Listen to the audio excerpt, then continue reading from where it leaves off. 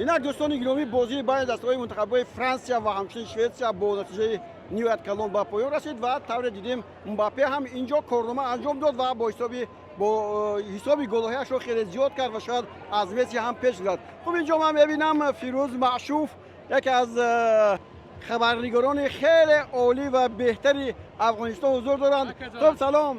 شما خوب هستین؟ خوب هستید؟ یک من در آغوش بگیرم شما بوی وطن میدهید.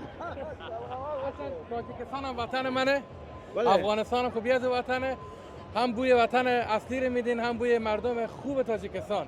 ولی اینجا فیروز گفتنشون اون معنا رو دارد که خیلی زیاد اون کس در تاجیکستان بودند با دسته‌های منتخب افغانستان و بعدا اومدن به آمریکا و امروز اینجا استقبال میکنن. خب فرانسه بازی چمپیونی یعنی قهرمانی نشون داد امروز. من میان گفتم تنها تیمی که میتونه به نظر من اون شخصیت و کاراکتر قهرمانی رو نشان بده فعلا فرانسه. و شما دیدین خیلی راحت جام جهانی بازی آسانی نیست. ولی 3-0 درخشش امباپه نشان میده که اون کاراکتر و کاریزمای قهرمانی رو داره. من فکر میکنم تشکر شما در هم دیگه شانس دیگه فوتباله.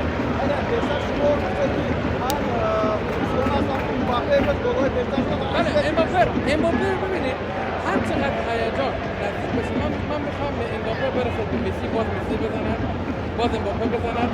این تلاش برای رقابت. اگر خب مسی هی بزند امباپه نزند خود جذاب نیست فوتبال. رونالدو بزند مسی بزند هالند بزند این به نظر من جذابیت جام جهانی است.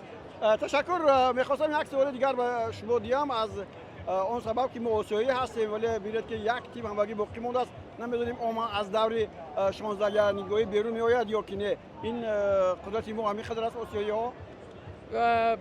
راستش بخواین آقای بوریف من فکر میکنم سهم آسیا خیلی باید یعنی امسال سهم خوبی داشتیم دیگه 9 تیم بود تقریبا.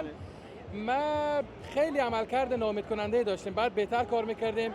من فکر میکنم یک از طرفداران آفریقا گفت که فیفا باید سهمیه آفریقا رو بیشتر کنه چون آسیایی‌ها میان اینجا نمیبرن همه آوت میشن.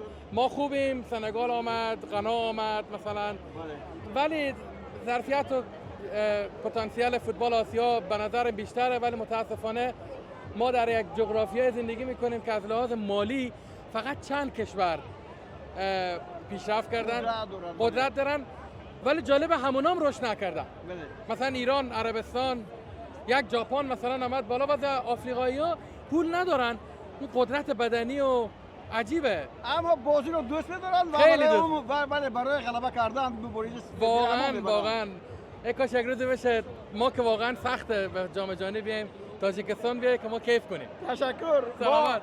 از پای همین کار هستیم. من مطمئنم شما با مدیریت خوبی که فرزند جناب والی دارد چون عشق دارد نه رهبر یک رستم امامعلی عشق وقتی داشته باشی برای یک کار تاجیکستان همان گونه که خود را الان به تاپ ترین های آسیا رسان من شک ندارم 2 دوره بعد شما در جام جهانی بازی میکنید. تشکر. من افتخار میکنم.